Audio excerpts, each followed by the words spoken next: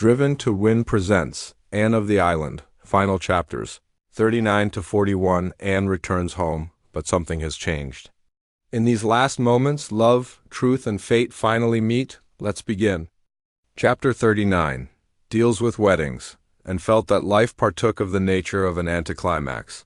During the first few weeks after her return to Green Gables, she missed the merry comradeship of Patty's Place. She had dreamed some brilliant dreams during the past winter, and now they lay in the dust around her. In her present mood of self-disgust, she could not immediately begin dreaming again, and she discovered that, while solitude with dreams is glorious, solitude without them has few charms. She had not seen Roy again after their painful parting in the park pavilion, but Dorothy came to see her before she left Kingsport. "I'm awfully sorry you won't marry Roy," she said. "I did want you for a sister, but you are quite right. He would bore you to death. I love him, and he is a dear sweet boy, but really he isn't a bit interesting. He looks as if he ought to be, but he isn't." "This won't spoil our friendship, will it, Dorothy?" Anne had asked wistfully. "No, indeed, you're too good to lose. If I can't have you for a sister, I mean to keep you as a chum anyway. And don't fret over Roy. He was feeling terribly just now. I have to listen to his outpourings every day, but he'll get over it. He always does." "Oh, always," said Anne with a slight change of voice. "So he has got over it." "Before?" "Dear me, yes," said Dorothy frankly. "Twice before. And he raved to me just the same both times. Not that the others actually refused him. They simply announced their engagements to someone else. Of course, when he met you, he vowed to me that he had never really loved before, that the previous affairs had been merely boyish fancies, but I don't think you need worry," and decided not to worry. Her feelings were a mixture of relief and resentment. Roy had certainly told her she was the only one he had ever loved. No doubt he believed it. But it was a comfort to feel that she had not, in all likelihood, ruined his life. There were other goddesses, and Roy, according to Dorothy, must needs be worshipping at some shrine. Nevertheless, life was stripped of several more illusions, and Anne began to think drearily that seemed rather bare. She came down from the porch gable on the evening of her return with a sorrowful face. "What has happened to the old Snow Queen, Marilla?" "Oh, I knew you'd feel bad over that," said Marilla. "I felt bad myself. That tree was there ever since I was a young girl. It blew down in the big gale we had in March. It was rotten at the core." "I'll miss it so," grieved Anne. "The porch gable doesn't seem the same room without it.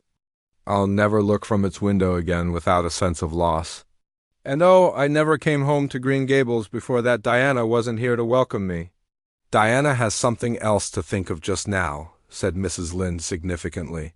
"Well, tell me all the Avonlea news," said Anne, sitting down on the porch steps, where the evening sunshine fell over her hair in a fine golden rain. "There isn't much news except what we've wrote you," said Mrs. Lynde. "I suppose you haven't heard that Simon Fletcher broke his leg last week. It's a great thing for his family. They're getting 100 things done that they've always wanted to do, but couldn't as long as he was about, the old crank." "He came of an aggravating family," remarked Marilla. "Aggravating?" "Well, rather. His mother used to get up in prayer meeting and tell all her children's shortcomings and ask prayers for them. Course it made them mad and worse than ever." "You haven't told Anne the news about Jane," suggested Marilla. "Oh, Jane," sniffed Mrs. Lynde. "Well," she conceded grudgingly, "Jane Andrews is home from the West came last week, and she's going to be married to a Winnipeg millionaire. You may be sure Mrs. Harmon lost no time in telling it far and wide." "Dear old Jane, I'm so glad," said Anne heartily. "She deserves the good things of life." "Oh, I ain't saying anything against Jane. She's a nice enough girl. But she isn't in the millionaire class, and you'll find there's not much to recommend that man but his money. That's what Mrs. Harmon says. He's an Englishman who has made money in mines, but I believe he'll turn out to be a Yankee. He certainly must have money, for he has just showered Jane with jewelry. Her engagement ring is a diamond cluster so big that it looks like a plaster on Jane's fat paw." Mrs. Lynde could not keep some bitterness out of her tone. Here was Jane Andrews, that plain little plotter, engaged to a millionaire, while Anne, it seemed, was not yet bespoken by anyone, rich or poor. And Mrs. Harmon Andrews did brag insufferably. "What has Gilbert Blythe been doing to at college?" asked Marilla. "I saw him when he came home last week, and he is so pale and thin. I hardly knew him." "He studied very hard last winter," said Anne. "You know he took high honors in classics and the Cooper Prize. It hasn't been taken for 5 years. So I think he's rather run down. We're all a little tired. Anyhow, you're a B.A. and Jane Andrews isn't and never will be," said Mrs. Lynde. With gloomy satisfaction, a few evenings later, Anne went down to see Jane. But the latter was away in Charlottetown getting sewing done, Mrs. Harmon informed Anne proudly. "Of course an Ivana dressmaker wouldn't do for Jane under the circumstances." "I've heard something very nice about Jane," said. "And, yes, Jane has done pretty well, even if she isn't a B.A., said Mrs. Harmon with a slight toss of her head. "Mr. Inglis is worth millions, and they're going to Europe on their wedding tour. When they come back, they'll live in a perfect mansion of marble in Winnipeg. Jane has only one trouble. She can cook so well, and her husband won't let." "Her cook? He is so rich he hires his cooking done?" "They're going to keep a cook and 2 other maids and a coachman and a man-of-all-work. But what about you, Anne?" "I don't hear anything of your being married, after all your college-going." Oh, laughed Anne. "I'm going to be an old maid. I really can't find anyone to suit me." It was rather wicked of her. She deliberately meant to remind Mrs. Andrews that if she became an old maid it was not because she had not had at least one chance of marriage. But Mrs. Harmon took swift revenge. "Well, the over-particular girls generally get left, I notice." "And what's this I hear about Gilbert Blythe being engaged to a Miss Stewart?" "Charlie Sloane tells me she is perfectly beautiful. Is it true?" "I don't know if it is true that he is engaged to Miss Stewart," replied Anne with Spartan composure. "But it is certainly true that she is very lovely. I once thought you and Gilbert would have made a match of it," said Mrs. Harmon. "If you don't take care, Anne, all of your bows will slip through your fingers." And decided not to continue her duel with Mrs. Harmon. You could not. Fence with an antagonist who met rapier thrust with blow of battle-axe. "Since Jane is away," she said, rising haughtily, "I don't think I can stay longer this morning. I'll come down when she comes home." "Do," said Mrs. Harmon effusively. "Jane isn't a bit proud. She just means to associate with her old friends the same as ever. She'd be real glad to see you." Jane's millionaire arrived the last of May and carried her off in a blaze of splendor. Mrs. Lynde was spitefully gratified to find that Mr. Inglis was every day of 40, and short and thin and grayish. Mrs. Lynde did not spare him in her enumeration of his shortcomings. "You may be sure it will take all his gold to gild a pill like him?" "That's what," said Mrs. Rachel solemnly. "He looks kind and good-hearted," said Anne loyally, "and I'm sure he thinks the world of Jane." "Humph," said Mrs. Rachel. Phil Gordon was married the next week, and Anne went over to Bolingbroke to be her bridesmaid. Phil made a dainty fairy of a bride, and the Rev.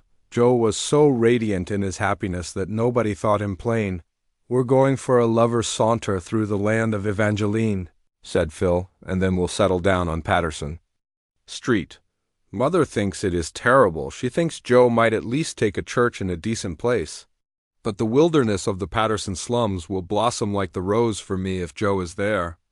"Oh, Anne, I'm so happy my heart aches with it." Anne was always glad in the happiness of her friends. But it is sometimes a little lonely to be surrounded everywhere by a happiness that is not your own. And it was just the same when she went back to Avonlea. This time it was Diana who was bathed in the wonderful glory that comes to a woman when her firstborn is laid beside her. Anne looked at the white young mother with a certain awe that had never entered into her feelings for Diana before. Could this pale woman with the rapture in her eyes be the little black-curled, rosy-cheeked Diana she had played with in vanished schooldays? It gave her a queer, desolate feeling that she herself somehow belonged only in those past years, and had no business in the present at all. "Isn't he perfectly beautiful?" said Diana proudly. The little fat fellow was absurdly like Fred, just as round, just as red. Anne really could not say conscientiously that she thought him beautiful, but she vowed sincerely that he was sweet and kissable and altogether delightful. Before he Came I wanted a girl, so that I could call her Anne, said Diana. But now that little Fred is here, I wouldn't exchange him for a million girls. He just couldn't have been anything but his own precious self. Every little baby is the sweetest and the best, quoted Mrs. Allen gaily. If little Anne had come, you'd have felt just the same about her. Mrs. Allen was visiting in Avonlea for the first time since leaving it. She was as gay and sweet and sympathetic as ever. Her old girl friends had welcomed her back rapturously. The reigning minister's wife was an estimable lady, but she was not exactly a kindred spirit. I can hardly wait till he gets old enough to talk, sighed Diana. I just long to hear him say mother, and I'm determined that his first memory of me shall be a nice one. The first memory I have of my mother is of her slapping me for something I had done. I'm sure I deserved it, and mother was always a good mother, and I love her dearly. But I do wish my first memory of her was nicer. I have just one memory of my mother, and it is the sweetest of all my memories, said Mrs. Allen. I was 5 years old, and I had been allowed to go to school one day with my 2 older sisters. When school came out, my sisters went home in different groups, each supposing I was with the other. Instead, I had run off with a little girl I had played with at recess. We went to her home, which was near the school, and began making mud pies. We were having a glorious time when my older sister arrived, breathless and angry. "You naughty girl," she cried, snatching my reluctant hand and dragging me along with her. "Come home this minute. Oh, you're going to catch it. Mother is awful cross. She's going to give you a good whipping." I had never been whipped. Dread and terror filled my poor little heart.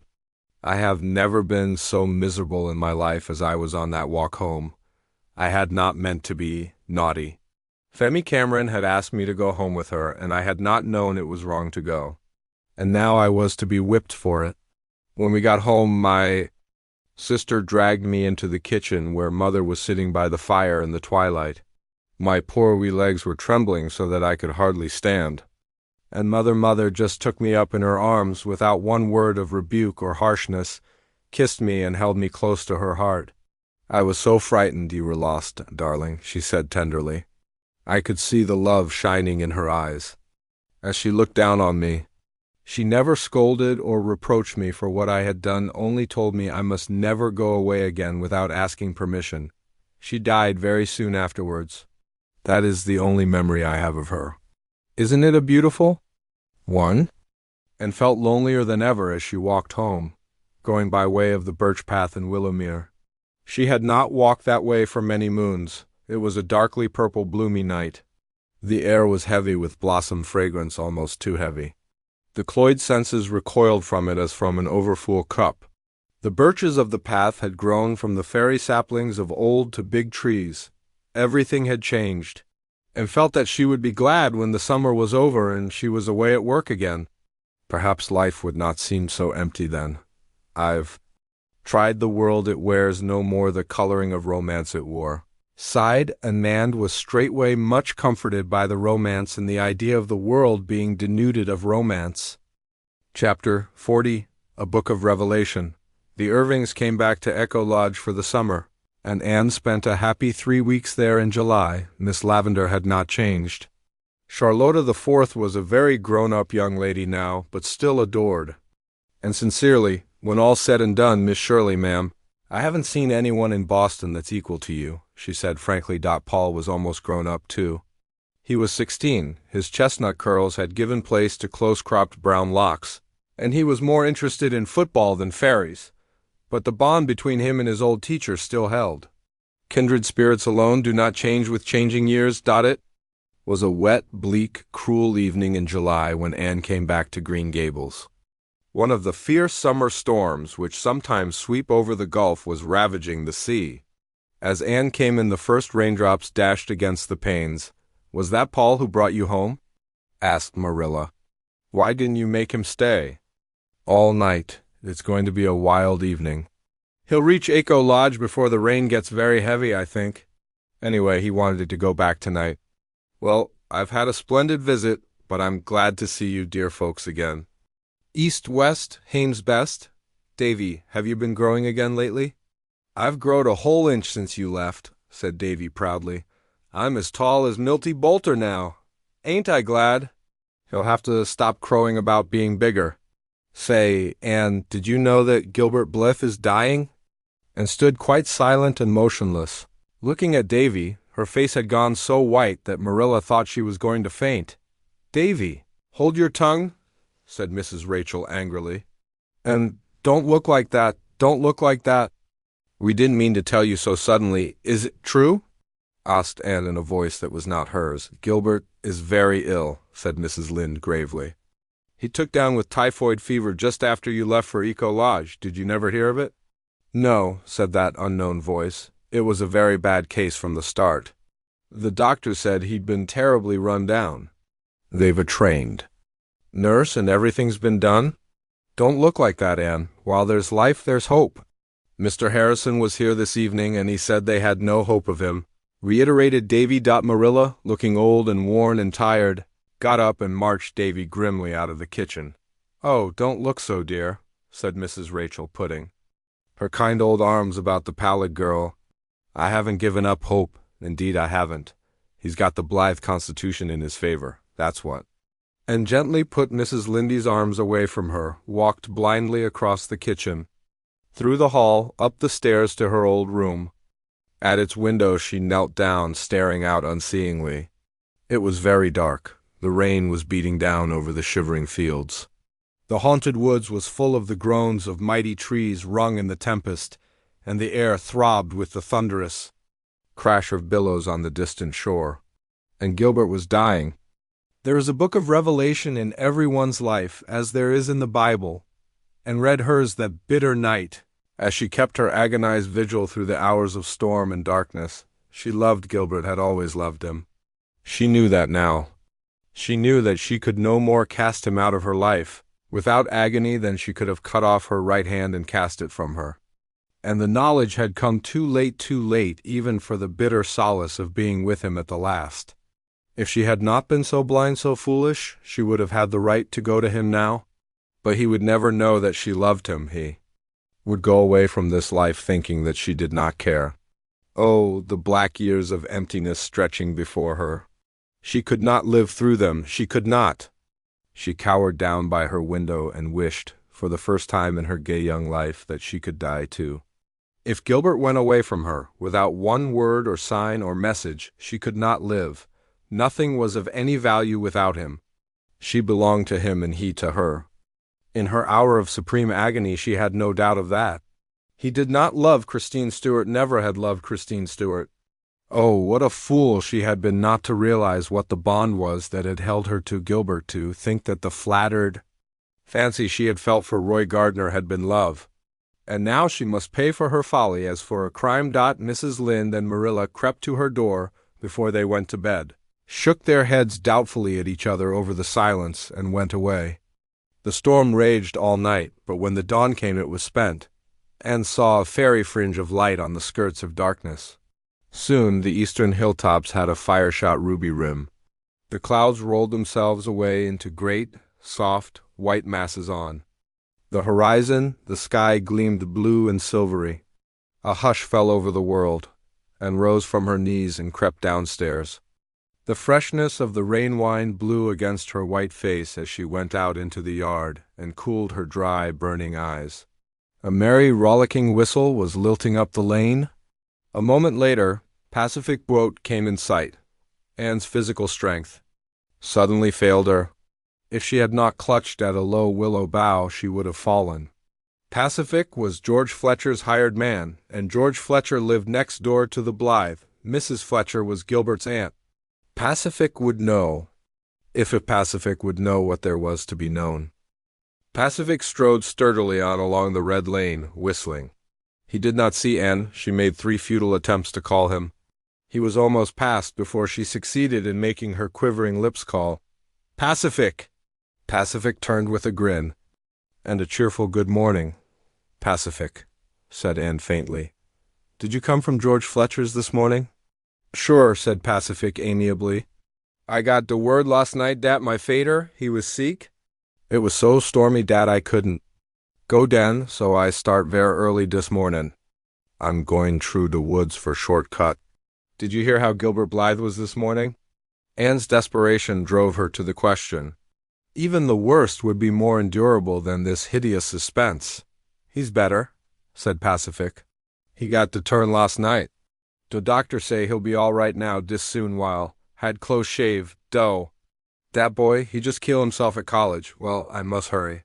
The old man, he'll be in hurry to see me. Pacific resumed his walk and his whistle. Anne gazed after him with eyes where joy was driving out the strained anguish of the night. He was a very lank, very ragged, very homely youth. But in her sight he was as beautiful as those who bring good tidings on the mountains. Never, as long as she lived, would Anne see Pacific's brown, round, black-eyed face without a warm remembrance of the moment when he had given to her the oil of joy for mourning. Long after, Pacific's gay whistle had faded into the phantom of music, and then into silence far up, under the maples of Lover's Lane. Anne stood under the willows, tasting the poignant sweetness of life when some great dread has been removed from it. The morning was a cup filled with mist and glamour. In the corner near her was a rich surprise of new-blown, crystal-dewed roses. The trills and trickles of song from the birds in the big tree above her seemed in perfect accord with her mood. A sentence from a very old, very true, very wonderful book came to her lips. Weeping may endure for a night, but joy cometh in the morning. Chapter 41. Love takes up the glass of time. I've come up to ask you to go for one of our old-time rambles through September woods and over hills where spices grow. This afternoon, said Gilbert, coming suddenly around the porch corner. Suppose we visit Hester Gray's garden. Anne, sitting on the stone step with her lap full of a pale, filmy, green stuff, looked up rather blankly. Oh, I wish I could, she said slowly, but I really can't, Gilbert. I'm going to Alice Penhallow's wedding this evening. You? No, I've got to do something to this dress, and by the time it's finished I'll have to get ready. I'm so sorry, I'd love to go. Well, can you go tomorrow afternoon then? Asked Gilbert, apparently not much disappointed. Yes, I think so. In that case I shall hie me home at once to do something I should otherwise have to do tomorrow. So Alice Penhallow is to be married tonight? 3 weddings for you in one summer, Aunt Phil's, Alice's, and Jane's. I'll never forgive Jane for not inviting me to her wedding. You really can't blame her when you think of the tremendous Andrews connection who had to be invited. The house could hardly hold them all. I was only bidden by grace of being Jane's old chum, at least on Jane's part. I think Mrs. Harmon's motive for inviting me was to let me see Jane's surpassing gorgeousness. Is it true that she wore so many diamonds that you couldn't tell where the diamonds left off and Jane began? And laughed. She certainly wore a good many. What with all the diamonds and white satin and tulle and lace and roses and orange blossoms, prim little Jane was almost lost to sight. But she was very happy, and so was Mr. Inglis, and so was Mrs. Harmon. Is that the dress you're going to wear tonight? Asked Gilbert, looking down at the fluffs and frills. Yes, isn't it pretty? And I shall wear starflowers in my hair. The haunted wood is full of them this summer. Gilbert had a sudden vision of Anne, arrayed in a frilly green gown, with the virginal curves of arms and throat slipping out of it, and white stars shining against the coils of her ruddy hair. The vision made him catch his breath, but he turned lightly away. Well, I'll be up tomorrow. Hope you'll have a nice time tonight, and looked after him as he strode away, and sighed. Gilbert was friendly, very friendly, far too friendly. He had come quite often to Green Gables after his recovery, and something of their old comradeship had returned. But Anne no longer found it satisfying. The rose of love made the blossom of friendship pale and scentless by contrast. And Anne had again begun to doubt if Gilbert now felt anything for her but friendship. In the common light of common day, her radiant certainty of that rapt morning had faded. She was haunted by a miserable fear that her mistake could never be rectified. It was quite likely that it was Christine whom Gilbert loved after all. Perhaps. He was even engaged to her, and tried to put all unsettling hopes out of her heart, and reconcile herself to a future where work and ambition must take the place of love. She could do good, if not noble, work as a teacher, and the success her little sketches were beginning to meet with in certain Editorial sanctums augured well for her budding literary dreams. But then picked up her green dress and sighed. Again, when Gilbert came the next afternoon, he found Anne waiting for him, fresh as the dawn and fair as a star, after all the gaiety of the preceding night. She wore a green dress, not the one she had worn to the wedding, but an old one which Gilbert had told her at a Redmond reception he liked especially. It was just the shade of green that brought out the rich tints of her hair and the starry gray of her eyes and the iris-like delicacy of her skin. Gilbert, glancing at her sideways as they walked along a shadowy wood path, thought she had never looked so lovely, and glancing sideways at Gilbert now and then, thought how much older he looked since his illness. It was as if he had put boyhood behind him forever. The day was beautiful, and the way was beautiful. Anne was almost sorry when they reached Hester Gray's garden and sat down on the old bench. But it was beautiful there, too, as beautiful as it had been on the faraway day of the golden picnic, when Diana and Jane and Priscilla and she had found it. Then it had been lovely with narcissus and violets. Now goldenrod had kindled its fairy torches in the corners, and asters dotted it bluely. The call of the brook came up through the woods from the valley of birches with all its old allurement. The mellow air was full of the purr of the sea. Beyond were fields rimmed by fences bleached silvery gray in the suns of many summers, and long hills scarfed with the shadows of autumnal clouds. With the blowing of the west wind old dreams returned. "I think," said Anne softly, "that the land where dreams come true is in the blue haze yonder, over that little valley." "Have you any unfulfilled dreams, Anne?" asked Gilbert. Something in his tone, something she had not heard. Since that miserable evening in the orchard at Patty's Place made Anne's heart beat wildly. But she made answer lightly. "Of course, everybody has. It wouldn't do for us to have all our dreams fulfilled. We would be as good as dead if we had nothing left to dream about. What a delicious aroma that low-descending sun is extracting from the asters and ferns. I wish we could see perfumes as well as smell them. I'm sure they would be very beautiful." Gilbert was not to be thus sidetracked. "I have a dream," he said slowly. "I persist in dreaming it, although it has often seemed to me that it could never come true. I dream of a home with a hearth fire in it, a cat and dog, the footsteps of friends, and you." Anne wanted to speak, but she could find no words. Happiness was breaking over her like a wave.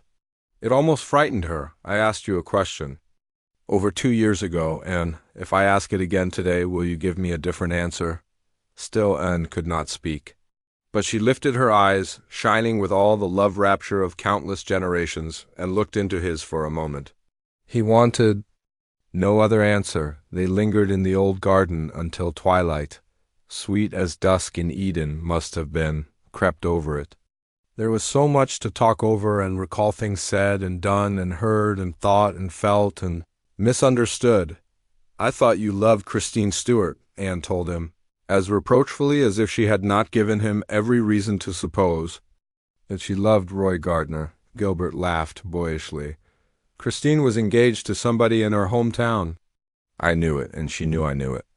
When her brother graduated, he told me his sister was coming to Kingsport the next winter to take music, and asked me if I would look after her a bit, as she knew no one and would be very lonely.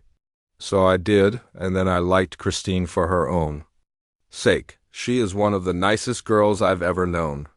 I knew college gossip credited us with being in love with each other. I didn't care. Nothing mattered much to me for a time there. After you told me you could never love me, Anne, there was nobody else. There never could be anybody else for me but you. I've loved you ever since that day you broke your slate over my head in school." "I don't see how you could keep on loving me when I was such a little fool," said Anne. "Well, I tried to stop," said Gilbert frankly. "Not because I thought you what you call yourself, but because I felt sure there was no chance for me after Gardner came on the scene. But I couldn't, and I can't tell you either what it's meant to me these 2 years to believe you were going to marry him, and be told every week by some busybody that your engagement was on the point of being announced. I believed it. Until one blessed day when I was sitting up after the fever, I got a letter from Phil Blake, in which she told me there was really nothing between you and Roy, and advised me to try again. Well, the doctor was amazed. at my rapid recovery after that, and laughed and shivered. I can never forget the night I thought you were dying, Gilbert. Oh, I knew then, and I thought it was too late, but it wasn't, sweetheart. Oh, and this makes up for everything, doesn't it? Let's resolve to keep this day sacred to perfect beauty all our lives for the gift it has given us. It's the birthday of our happiness, said Anne softly. I've always loved this old garden of Hester Gray's, and now it will be dearer than ever. But I'll have to ask you to wait a long time, Anne, said Gilbert sadly. It will be 3 years before I'll finish my medical course, and even then there will be no diamond sunbursts and marble halls. And laughed. I don't want sunbursts and marble halls. I just want you. You see, I'm quite as shameless as Phil about it. Sunbursts and marble halls may be all very well, but there is more scope for imagination without them. And as for the waiting, that doesn't matter. We'll just be happy, waiting and working for each other and dreaming. Oh, dreams will be very sweet now. Gilbert drew her close to him and kissed her. Then they walked home together in the dusk, crowned king and queen in the bridal realm of love, along winding paths fringed with the sweetest flowers that ever bloomed, and over haunted meadows where wains of hope and memory blew. And just like that, Anne finally knew it was always Gilbert.